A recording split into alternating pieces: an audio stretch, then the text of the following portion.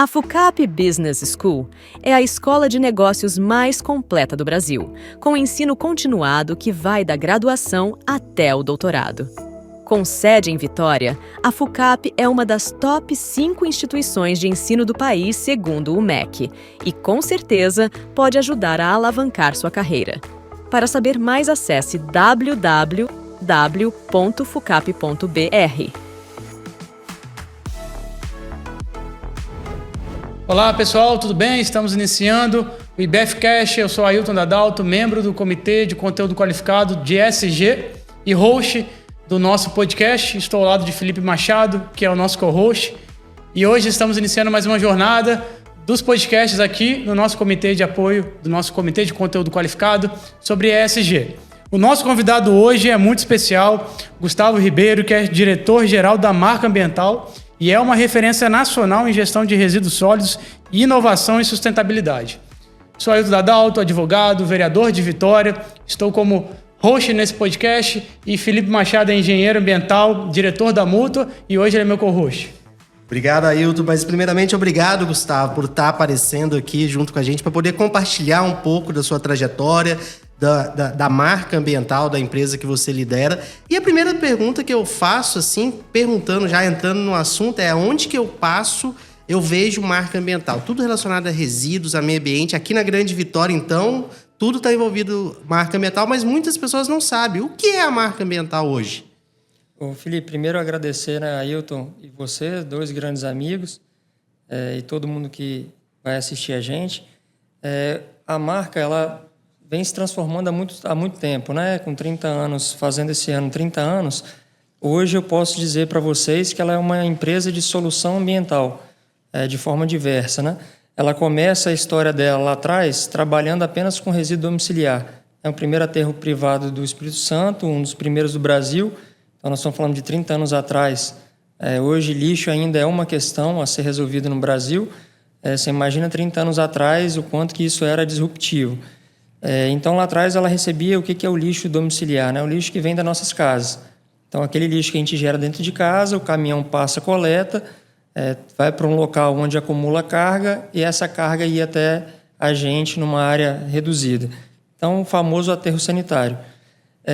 E ela começou com isso durante muitos anos e, com o tempo, os anos passaram, ela foi se renovando, né? Foi se reinventando, inovando. E com o passar do tempo, e a gente depois pode falar melhor disso, ela se diversificou muito na atuação, não só de um tipo de resíduo, né? Começou, anos atrás, a gente falava em solução completa de resíduos, então a gente tem que dar a solução completa. A gente tem que ir no cliente e tem que sair de lá com uma solução, porque a empresa, a última coisa que ela quer ter problema é com lixo, né? Tem tanto problema maior para tomar conta, em folha de pagamento, produção, venda. Aí lixo, então imagine você chega numa empresa para dar uma solução para um tipo de resíduo, ela tem outro, você fala, pô, esse aqui eu não faço. Então, vamos fazer o seguinte, vamos dar uma solução completa, a gente tem que ter essa solução para chegar no cliente e resolver o problema dele. Ele não quer saber de problema de lixo, então se a gente puder ir e resolver por completo, isso a gente conseguiu fazer com várias tecnologias para todo tipo de resíduo. Então, em todos os segmentos, a gente pode falar de construção civil, portuário, serviço de saúde, indústrias, varejo, atacado, qualquer tipo de segmento, a gente hoje, siderurgia, celulose, a gente tem solução para dar para o cliente. Só que acabou que nos últimos anos, a gente também, muito em função do caráter pioneiro e inovador da empresa, dos sócios, dos fundadores, na verdade, também, e com tudo que tem se falado no Brasil de energias renováveis, transição energética, a gente também foi crescendo para esse lado. Com um ramo dentro da empresa atuando nisso, né? Isso juntamente, obviamente, com valorização de resíduos. Então, buscar transformar resíduo em produto, que hoje é um tema muito que se fala e realmente é um desafiador para o Brasil. Quando a gente fala ainda em lixão, você falar em transformar lixo em produto e voltar com ele para o mercado, logística reversa, é um desafio tremendo. E, juntamente com isso, com energias renováveis, voltado muito nessa pauta de transição energética. Então, nós temos uma solução, somos uma empresa hoje de solução ambiental que engloba todo esse tipo de serviço e soluções que eu acabei de comentar. E nós temos muito orgulho de ter uma empresa dessa estatura, dessa envergadura aqui no estado do Espírito Santo. Para quem não conhece a Marca Ambiental, vale a pena conhecer a sua sede. É um lugar espetacular, parece estar em outro planeta. Muito tecnológico e, principalmente, presta um serviço social para a sociedade capixaba, mas brasileira, de uma forma brilhante. Não estaríamos melhor aqui se não fosse com o Gustavo falando da pauta de ESG. E a gente já vai falar um pouquinho sobre a ESG, Gustavo. Principalmente porque a marca pratica princípios que o ESG, né, hoje prevê, muito antes de se debater esse tema, muito antes desse tópico ser essencial para as empresas, para toda a sociedade. E aí eu queria que você trouxesse aqui esses 30 anos, né, da marca ambiental, algumas práticas que são voltadas para o ESG, algumas práticas que a gente fala sobre a redução da poluição, o descarte regular do lixo, tirando da irregularidade, tudo esse papel que é social também, que a empresa, que a marca ambiental deixou de legado, claro que continua atuando, mas deixou de legado para a população capixaba, porque é muito fácil você praticar quando você tem uma obrigação, quando você tem um tema já em voga. Agora, você ser pioneiro antes mesmo de falarem desse tema é importante. E ao invés de nós explicarmos sobre ESG, fala um pouquinho também sobre como que vocês conectam o ESG, né, desde esses 30 anos, Perfeito. Mas hoje que já é uma obrigação de todas as empresas. Perfeito. A sigla ambiental já está no nosso DNA, é o que vocês falaram, né? Há 30 anos, então a gente faz isso pela razão da gente existir. E até para explicar e contextualizar melhor, só para vocês terem uma noção, né, do panorama no Brasil, quando a gente fala da questão de resíduos e panorama cenário ambiental, 42% dos resíduos são gerados no Brasil ainda vão para lixão. Então é um desafio tremendo, são 3 mil municípios ainda que possuem lixão. Então, assim, nós estamos falando isso. Mais de 50% dos municípios do Brasil. Não sei esse número exato, mas você entende mais do que qualquer mais um. 5 mil, então... Mas o Brasil é desafiador ainda esse cenário. Nós estamos falando de soluções fora do Brasil, como a Europa e outros países. E aí o conceito de logística reversa já é muito mais fácil de dizer e praticado do que aqui. Então aqui tem um desafio tremendo, né? A gente começa lá atrás, uns 30 anos, como eu comentei com vocês, com o aterro sanitário, que é uma prática de engenharia, uma prática regular, disposição adequada de resíduos, e numa época onde não tinha nem muita norma ainda a ser seguido, então era tudo muito novo, tecnologias eram difíceis, não tinha tecnologia aqui no Brasil que a gente pudesse adquirir ou fazer benchmark, então era tudo muito novo naquela época, e a gente foi, pela nossa razão de existir e buscar soluções melhores, fazer benchmark em outros locais, em outros países, empresas aqui no Brasil que estavam pareadas com a gente um pouco à frente, e a gente foi tentando trazer soluções, e aí sim, para não só ficar restrita com o aterro sanitário, né? Mas depois eu vou falar melhor um pouco disso, e com isso a gente trouxe tecnologias, e aí eu vou voltar aqui para a logística reversa, que é uma prática ESG forte para quem trabalha com resíduos, que é transformar lixo, né, em produto. Hoje, na marca, para vocês terem uma noção, a gente tem 14 empresas. Tem uns que falam que é shopping do lixo ou parque de ecoindústrias. E é como se fosse uma Disneylândia do lixo, com cada empresa fazendo um foco, objetivo para transformar resíduo, um tipo de resíduo em produto. Tudo que você pensar, né? Lá tem vidro, tem coco, tudo. O que você imagina. Pneu, então, vai desde óleo de fritura, pneu, coco, pirólise, a material gente transforma de construção, plástico em óleo, resíduo da construção civil, compostagem, energia, que eu vou falar um pouco mais à frente. Mas, enfim, o objetivo é a gente aumentar esse número, né? Hoje, só para vocês terem uma noção, tudo que entra na marca, tudo, 100% do resíduo que pesa ali na balança, 34% é voltado para o mercado. Então, é um número bastante expressivo do que entra ali dentro. Eu sei que a gente tem metas, e aí está dentro do nosso planejamento estratégico, de a gente aumentar isso a cada ano. Mas panorama de Brasil, vocês sabem melhor do que qualquer um, coleta seletiva é bem abaixo, né? Bem abaixo disso. Então, é bastante desafiador esse cenário, mas a gente está incansável nessa busca, e dá para aumentar esse número, dá para aumentar bastante esse número. E um outro ponto, e aí falando também da sigla ambiental, e aí indo para o aterro sanitário, que são tecnologias que são mais recentes, e essas tecnologias, eu vou falar a partir de 2014, 2016, 2017, por aí, que é aproveitar o biogás e transformar ele em algo útil, né? A gente tem uma usina de geração de energia a partir do biogás, que foi a primeira também aqui do estado, a gerar energia a partir do biogás do lixo, que nada mais é do que a decomposição da matéria orgânica presente do lixo. Cerca de 50% do nosso resíduo que vem das nossas casas é matéria orgânica, então é por uma decomposição natural. Você tem 2 subprodutos, que é o lixiviado e um biogás, né? Então, através de tecnologia, esse biogás é possível fazer a purificação e a transformação dele em energia. E hoje a gente tem a geração de 5 megas, que dá uma equivalência de abastecimento de 20 mil residências, se a gente fosse estar vendendo para residência. E como não bastasse, a gente tem mais geração de biogás do que o que a gente utiliza para geração de energia. A gente chegou no teto de geração de energia para ficar dentro daquela norma de geração distribuída, que é só até 5 megas, senão você acaba indo para o mercado livre, que a tarifa é mais baixa, né? E por conta disso, nós estamos fazendo investimento esse ano para implantar, já fizemos esse investimento, vai ser implantado nesse ano uma usina de biometano. E aí isso está muito em alta quando a gente fala de transição energética.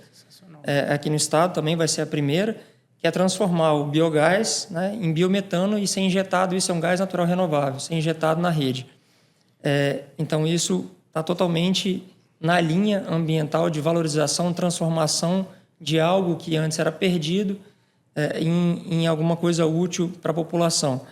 E fora isso, o subproduto dessas 2 matérias, tanto a energia, desses produtos de energia e também do biometano, é a geração de crédito de carbono, né? E o que é isso? É quando você tem a queima da molécula CH4, que é um metano, você transforma ele em CO2, no caso da energia. Então, como ele é 28 vezes menos poluente do que o metano, então você tem uma geração de um crédito. E aí que é o crédito de carbono. E no caso do biometano, eu não estou queimando, eu estou purificando, mas eu estou deixando de emitir, de fazer emissão direta. Então, eu estou captando isso e injetando na rede. Então, por conta disso, também você tem uma geração de crédito. Antes de passar para o Felipe, só para a gente depois entender melhor dessa parte do crédito de carbono, que talvez seja uma das principais pautas do que a gente debate hoje na ESG.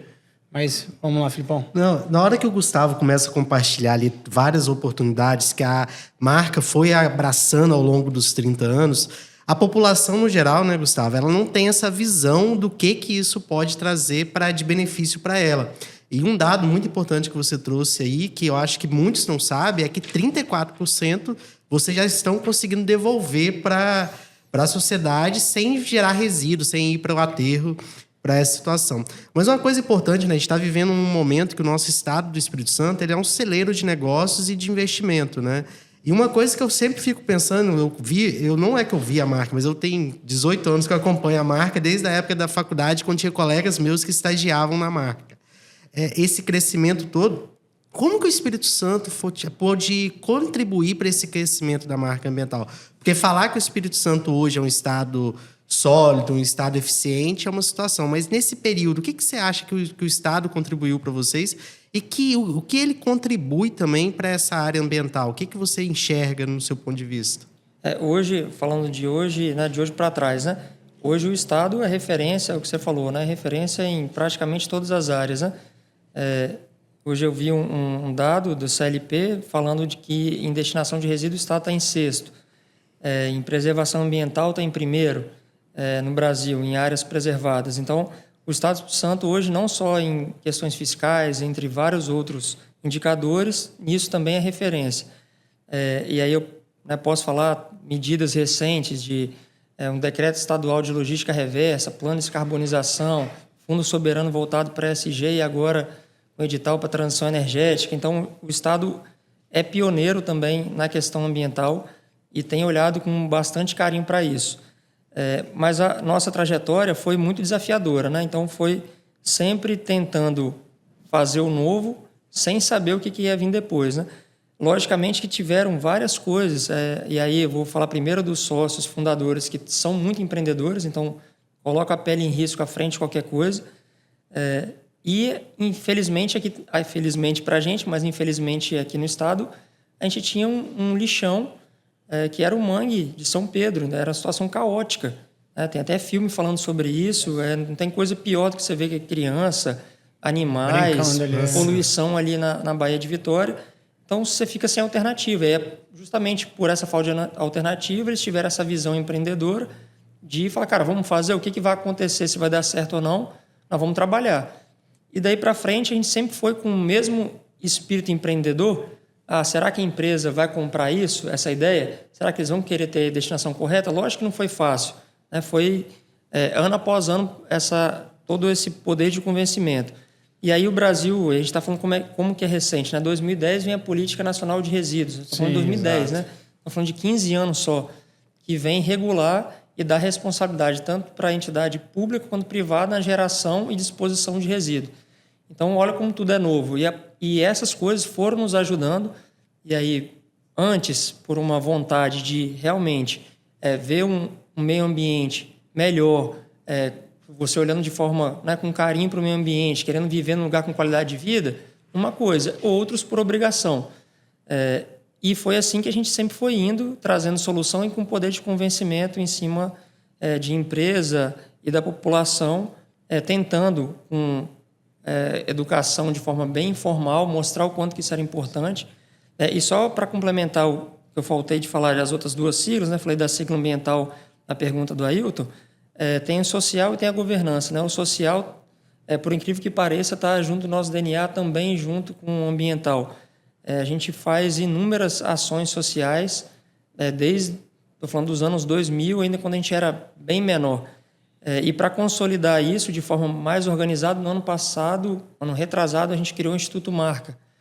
E todas as nossas ações sociais estão voltadas no Instituto Marca. Então, a gente, além do que a gente coloca de captação de recursos, a gente capta também com empresas parceiras, e a nossa ação é voltada principalmente para criança, esporte, música, educação, em áreas que são mais favorecidas. Então, tem mais de 500 crianças hoje que são matriculadas, e a gente consegue ajudar indo na linha educacional, porque a gente sabe que é aí que é o início de tudo. E na governança, é a governança que faz tudo isso acontecer.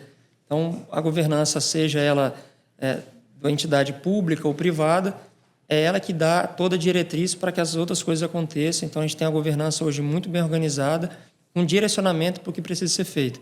Então, acho que todas essas siglas se complementam e o importante é não só falar, é fazer na prática. Isso. Perfeito, meu amigo. Gustavo, assim, a gente, quando ouve falar da sigla, quando a gente ouve falar do ESG, muitas das pessoas ainda não conseguem enxergar na prática. Legal, uma sigla, legal, mais uma coisa que inventaram para, vamos dizer assim, decorar, para decorar a sociedade, para dizer que temos que cumprir uma meta. Mas na prática e na realidade, quando você vivencia a realidade, você realmente enxerga que aquilo pode fazer a diferença. E aí eu pergunto no sentido da prática. Eu tento ser uma pessoa cada vez mais pragmática, ainda mais depois que eu entrei na vida pública, e o Felipe sabe muito bem disso, porque a gente tem que trabalhar com a realidade. Não dá para ficar imaginando como seria daqui a 30 anos, porque eu tenho que resolver o problema de hoje. Exato. Então, a gente encara um desafio de mudar a sociedade, porque urge essa questão ambiental, mas também sem deixar alguns valores de lado, sem deixar algumas práticas que são necessárias de lado. E aí a gente enxerga as parcerias do setor público com o privado, que são importantíssimas. Na minha visão, é o que mais de importante teremos para o futuro. Tenho conversado muito isso com o Felipe também. Não adianta o poder público achar que vai dar conta de tudo, a gente precisa de parceiro. E parceiros dentro dessa visão ambiental, dessa visão de governança, dessa visão social. Até porque é uma missão do poder público, Ele tem realmente que cuidar do meio ambiente, ele tem que principalmente cuidar do social, eu acho que é a principal função, e ele tem que ter uma boa governança. Sem gestão, ele não caminha. É aquilo que a gente falou, Todos caminham juntos, mas para você iniciar um bom projeto tem que ter uma gestão. E aí eu pergunto quais são as parcerias que a marca hoje tem com o poder público, e como que você enxerga, assim, dentro disso, como que você coloca na prática essa visão humana, essa visão social, junto ao poder público? Eu acho extremamente importante sua fala. No nosso segmento, isso é cada vez mais nítido. Você enxerga isso a nível nacional. E a gente pode fazer menção ao marco do saneamento. Eu acho que isso é um belo exemplo de parceria público-privada, o quanto que isso avançou no Brasil, resolvendo um problema social e de saúde. E no nosso negócio, o Brasil, como eu falei, talvez seja diferente também dos outros países. Tem uma questão educacional, antes de tudo, mas por uma questão muito, muito do Brasil, né? O Brasil é um país com um território imenso, cheio de município, com população pequena. Então, é difícil o município conseguir resolver sozinho a solução do resíduo. É uma solução cara, uma população, às vezes, nós estamos falando de 5, 10 mil pessoas, 15 mil pessoas, espalhado aí no Brasil inteiro, distantes, não são tão próximos, o Brasil é gigante, e que não tem nem verba, né, para poder pagar por isso, né? Então, assim, o Brasil precisa dessas parcerias privadas, e isso tem começado a acontecer no Brasil. É através delas que a solução para avançar com o encerramento de lixão é só através dessas parcerias que isso vai ser possível. Através de consórcio, concessão, PPP, porque senão isso não é real. Tanto para o empresário, para a iniciativa privada, quanto para o poder público. Porque o empresário não vai querer trabalhar se ele não tiver resultado. E para um município pequeno ele não vai conseguir ter resultado. Então não faz sentido ele investir nisso. Uma coisa que eu acho que talvez é um dado para você, que eu lembro quando teve o TAC no Ministério Público para os municípios acabar com os lixões. Grande parte não conseguiu cumprir, a verdade é que a maioria, né? Então você traz essa questão da iniciativa privada como a única solução realmente que o poder público e municípios pequenos não conseguem resolver aquele problema, né? É isso que eu estava falando da realidade, porque é muito bonito falar disso em São Paulo, em Vitória, são capitais ricas. Agora vai falar disso no interior de São Paulo, no interior de Pernambuco, no interior, uma cidade que está a 500 quilômetros de distância da capital. E ela não consegue completar a verba mínima da educação. Ela não consegue completar a verba mínima da saúde. E a gente tem, e eu falo isso, é um papel nosso, e eu acho que está dentro do social, porque isso melhora o social. E aí, para quem nos ouve, é importante falar que esse marco de saneamento, ele quer acabar 100%, acho que a gente tem o prazo até 2033, se eu não me engano. A gente quer tratar a água de todas as casas do Brasil, acho que essa é a meta, se não me engano, mas a gente tem que ir para a realidade. E a realidade é o que o Felipe falou. É bom ter pessoas que falam conosco que conhecem a realidade. Felipe é engenheiro ambiental, diretor da Multa, e conhece da realidade. Ele roda o Espírito Santo inteiro. Ele sabe. O Gustavo também. O Gustavo entende como que tem que ser feito, porque ele trabalha diretamente com isso. E nós, enquanto poder público, temos que ter a humildade de reconhecer quem faz bem isso e trazer para dentro.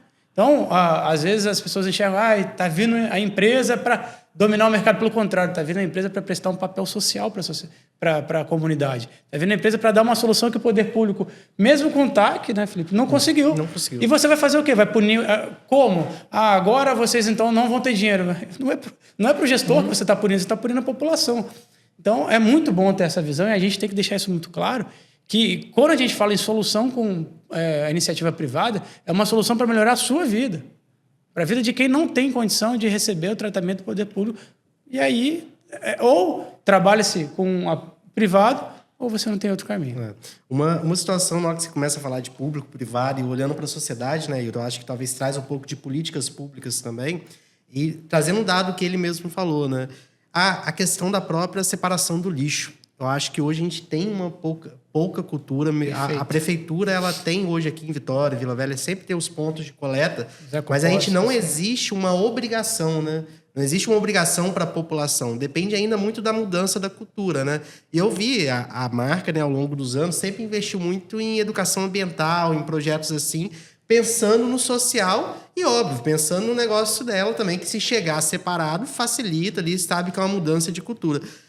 Não tá pensando assim, você sentiu essa mudança? Existe um aumento das pessoas sem imposição de separar o lixo, de cuidar, de fazer os pequenos hábitos, entendeu? E aí, dentro dessa pergunta, eu queria só complementar, porque você falou de um tema muito importante, logística reversa.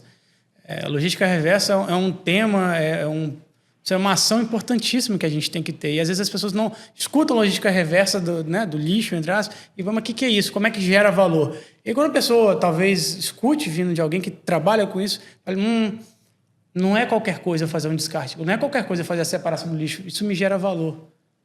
Não tenha dúvida, tá aí respondendo vocês dois, né? Tudo começa com a educação, né? É isso que a gente falou lá fora. São anos-luz na frente. Nós estamos falando de 40, 50 anos na frente da situação que a gente está hoje. Então, vai ter que dar tempo ao tempo. Eu sei que a gente não tem tanto tempo para isso. É por isso que as parcerias públicas e privadas são muito bem-vindas, precisam acontecer para a gente acelerar isso. Mas, indo na linha do que o Felipe comentou e você, Ailton, logicamente, para a gente e para todo mundo, se o lixo fosse separado, seria muito melhor. Não tenha dúvida. A gente não concorre com a Associação de Catador, pelo contrário, a gente é parceiro. E isso é importante, tanto para gerar emprego e renda, e para a gente receber o lixo separado seria a melhor coisa do mundo. E aí, por que eu digo isso também para vocês, né? Primeiro, porque hoje, vamos falar assim, Brasil, quantas usinas de triagem tem no Brasil hoje, no nível de Europa, né? São pouquíssimas e nenhuma dá resultado. Quase nenhuma dá resultado. Porque o nosso lixo é muito misturado. Então, a gente não tem nenhuma separação, essa educação, a gente tem nem noção do que precisa separar. E às vezes perde muito lixo, né? Você perde tudo. Depois você mistura o papelão, você contaminou com um orgânico, você perdeu o papelão. Plástico, filme, você vai perdendo qualidade, não dá mais para reciclar. E, além disso, infraestrutura. Então, tem que pensar na cadeia como um todo, né? Também tem que ter infraestrutura, tem que dar condição do que você separar, chegar no lugar correto, separado. Então, é uma cadeia complexa isso, né? Mas quando você me pergunta, você hoje tem tido diferença do passado? Pela nossa relação, principalmente empresarial, a gente já começou a sentir sem nenhuma obrigação. Vou dar exemplo. Tem várias empresas para a gente que hoje, antigamente, não queria saber do problema, né? Você veio buscar meu lixo, pega, vai embora. Hoje não. Hoje tem várias empresas que você vai falar, você vai ir lá coletar o lixo, que seja na empresa privada, você vai fazer o quê com o meu resíduo? Dependendo do que você falar, eu falo, não aceito, não quero. A não ser que seja uma solução que tenha valorização de resíduos. Ela não está ganhando nada, porque você não tem obrigação para isso, não. Porque não existe hoje nem nada que obriga ela a fazer isso. Então, ela é por uma conscientização e regra interna, indicador, às vezes, de multinacional, que tem que ser apresentado, entre outras coisas. E a gente também já vê, eu não tenho filho ainda, mas a gente já vê quem tem e a geração que está vindo, uma conscientização ambiental muito maior. Na nossa época, assim, dos nossos pais, então, o pessoal abria o vidro e jogava o lixo para fora da janela do carro. Exato. Hoje, se alguém fizer isso, vai passar um carro e vai xingar. Se fizer isso perto de uma criança, é um absurdo. A pessoa do interior botava fogo em lixo, o pessoal juntava um monte, tem que botar fogo no lixo no quintal, entendeu? Acontecia. Exato. Então, assim, isso tem melhorado e acredito que a nova geração que está vindo vai vir com um olhar muito mais crítico na hora de comprar um produto. A embalagem reciclada é reciclada e uma não, vou comprar reciclada. Então, é através dessa conscientização e essa cabeça que a gente vai moldar o mercado, que o mercado, quem define são os consumidores. E a outra coisa, indo na linha do que eu falei da usina de triagem e da realidade, a gente tem a utopia e tem a realidade. Sim, né? Exato. É o que a gente vem falando aqui. As tecnologias estão vindo e elas têm começado até têm sido mais baratas e acessíveis para a gente começar a investir nisso. Né? Estamos falando de anos atrás, não existe muita tecnologia no Brasil de equipamento, indústria. Então, praticamente tudo é importado, tanto na nossa parte de energia quanto biometano, tecnologia 100% importada. Equipamentos, trituradores, tudo importado. E a gente também já está estudando para implantar uma usina de triagem, e aí é para o lixo que vem dos municípios de ser 100% triado, só que é com uma perda muito grande. É por isso que eu falei que o lixo não vem separado, Sim. Então você tem uma perda muito grande por contaminação. Mas na Europa, por que tem trocentos? Várias, e funciona há 40 anos, 30 anos. Primeiro, porque você não tem área. Então, o metro quadrado é caríssimo, não tem alternativa. Segundo, porque o lixo vem separado. Então, é muito mais viável. É quase que lixo seco, lixo úmido, mas separado muito bem. Não tem lixo úmido indo para a usina de triagem. Entendi. Então, você tem ainda uma assertividade dessa separação altíssima. Então, ali a performance é muito melhor. Então, são vários quesitos, além da tecnologia ser própria. Então, nós estamos falando da tecnologia importada, com dólar alto. Então, são várias coisas, tarifa que o município paga, maior do que aqui. Mas tudo tem tudo, hoje, o cenário que nós estamos, está tudo convergindo para que a gente consiga fazer isso no Brasil, com tecnologia mais acessível Isso agora, lá o mundo lá fora já está aonde tinha que estar, já está com essas usinas, já estão, então já está consolidado, e aonde que tem o mundo, tem uma quantidade absurda para crescer. Brasil, México, Estados Unidos, aonde tem muita área e muito aterro sanitário. Então, todos esses avanços têm nos dado muita esperança, e é por isso que a gente está já com orçamentos, estudando o projeto, em estudos para licenciar, para implantar uma aqui. Perfeito. Gustavo, a gente já está quase encerrando. Eu e Felipe agora vamos fazer um bate-bola rapidinho contigo, para a gente sentir um pouco do seu sentimento, desse futuro que a gente tem aí do meio ambiente, da marca ambiental, da sua visão como um empresário, um gestor pioneiro, né, de uma empresa pioneira aqui no estado, no Brasil, na verdade. Eu desconheço uma empresa com essa envergadura no Brasil que tem essa tecnologia e que presta esse papel, né? Eu acho que assim, a gente tem que valorizar a prata da casa, né, Filipão? A gente tem que valorizar quem entrega valor a nós. Eu falei e deixo aqui registrado que um dia a gente vai ter o Shopping do Lixo aqui em Vitória. Vamos mostrar o que o nosso estado faz, o que uma empresa do nosso estado produz de qualidade com o lixo. Parar tem que desmistificar o lixo, né? Mostrar que isso gera valor. Então, assim, começando a minha pergunta, uma resposta bem curta, bem breve, mas um erro comum que você vê nas empresas quando elas falam de ESG, quando elas praticam? Para mim, o erro principal sendo bem prático, precisa dar resultado. Então, se você não conseguir extrair resultado daquilo, dificilmente aquilo vai ficar de pé.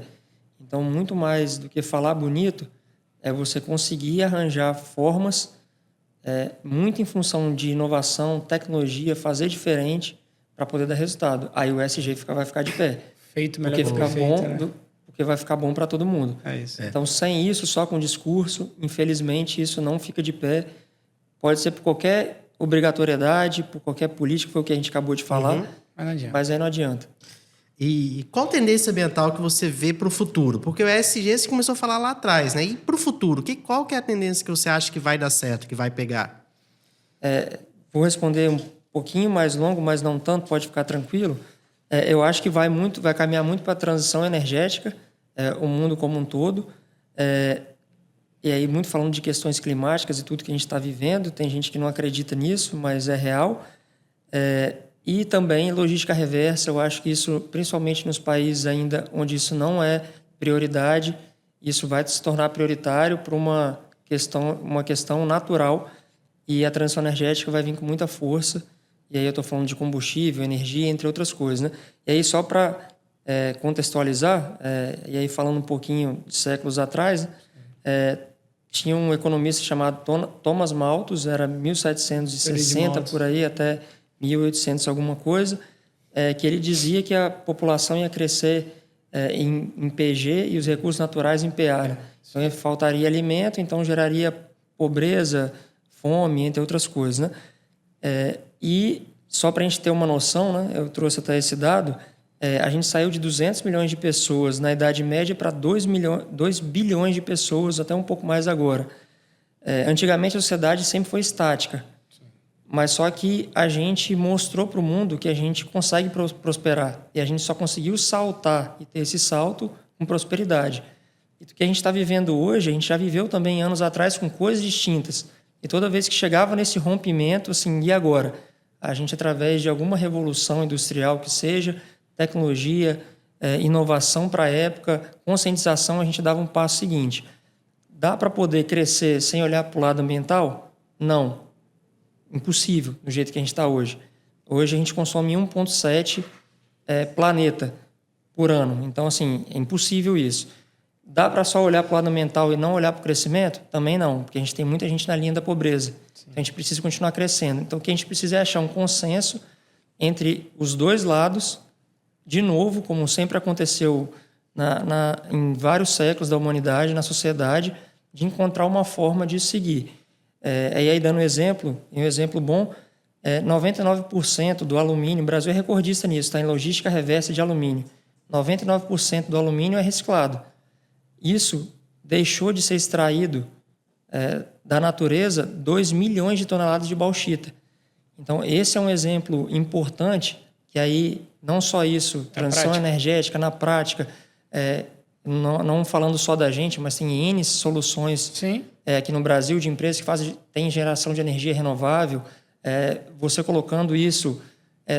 outra coisa é combustíveis fósseis, a gente com biometano, por exemplo, e outras empresas que também fazem, você colocando biometano na rede, você está deixando de consumir carbono, combustível fóssil e colocando um combustível que já era degradado ali, que já não seria mais nada, voltando com ele para o mercado. Então, transição energética, eu acho que esse é a principal pauta do futuro, junto com a logística reversa.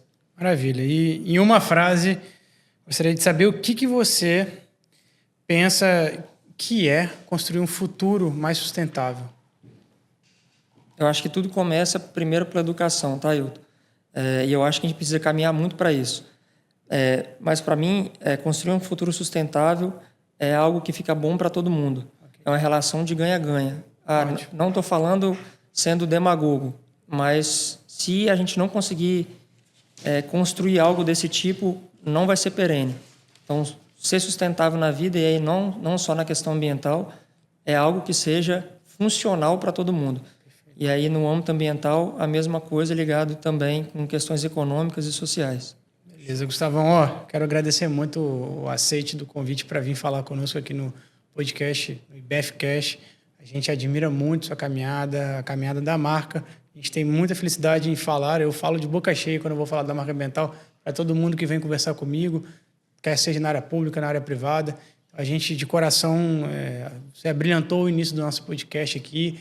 Nosso primeiro convidado não poderia ser melhor, né, Filipão? Então, parabéns, meu amigo. A gente realmente tem uma admiração muito grande pelo seu trabalho e pela empolgação que você fala. Uma coisa é você entregar resultado, é você ter uma empresa rentável, é você ser bem-sucedido. Outra coisa é você ter também amor pelo que você faz. E você prova isso a cada dia. Gustavo, obrigado aí pela presença. E complementando isso que o Ailton falou, é muito essa empolgação, esse carinho que você fala pelo crescimento e principalmente pelo não só o crescimento financeiro, pelo crescimento na área ambiental e de toda a sociedade, né? Que é uma coisa que vocês cuidam muito. Porque na hora que você fala de melhorar a triagem, você está cuidando da sociedade, gerando emprego, gerando renda. Isso é muito bacana. Muito obrigado aí por ter vindo participar com nós no IBFcast. Meu amigo, muito obrigado. Quer deixar alguma consideração? Eu que agradeço, tá? A oportunidade de estar aqui.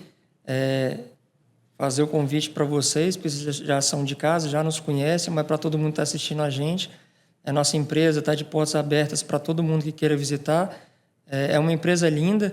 Estou falando porque eu vivo lá. A gente tem certeza. Todo mundo veste a camisa, tem brilho no olho, a gente faz com muito amor aquilo, com propósito. E fica o convite para todo mundo estar lá nos visitando e conhecendo o nosso trabalho. E é uma imensidão de felicidade estar aqui falando para vocês um pouquinho do trabalho que a gente faz.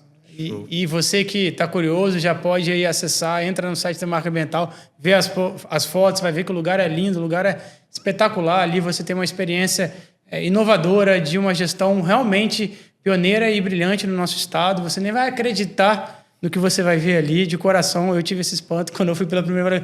Cara, quanta coisa bacana aqui. Então, a gente deixa o convite para você que está nos escutando para ir conhecer a marca. E também, se você gostou do nosso primeiro podcast aqui, do nosso Comitê de Conteúdo Qualificado, curta, compartilhe. Muito obrigado e continue nos acompanhando que vem mais conteúdo de qualidade. Um grande abraço, fiquem com Deus. Esse podcast tem o apoio dos mantenedores do IBEF, sendo eles categoria Diamante, ArcelorMittal, APES, Banestes, Cezan, Med Senior, Cicobi e Vale, categoria Sênior, da Luz Risque Nemer Advogados Associados e Fucap Business School. Categoria Pleno, Almeida e Pandolfi D'Amico Advogados, Finamore Simone Gran Thornton, Machado Mazei e Pinho Advogados. Terca, Zilli, Armazéns Gerais e Taimenal. Apoiadores, Accounting, Consultoria e Ativação. Mídias parceiras, Rede Vitória, Rede Tribuna, TV Sim, Nova Brasil, Rede TV ES e Rede Gazeta.